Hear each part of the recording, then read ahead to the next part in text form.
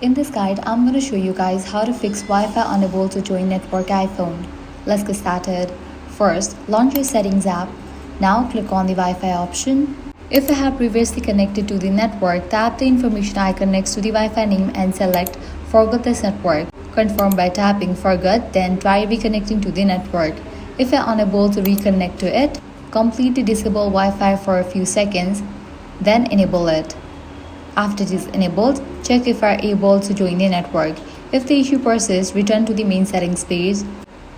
Now go to General, then scroll down, head over to the option VPN and Device Management. Make sure you are not connected to a VPN, as VPN services can sometimes interfere with Wi-Fi connection. It should display not connected if no VPN is active. Next, head back to the main page of settings. Scroll down and go to Screen Time. Go to Content and Privacy Restrictions. Make sure this option is disabled over here. Then head back. Now go to General. Scroll down and click on Transfer or Reset iPhone. Click on Reset Network Settings and complete the process.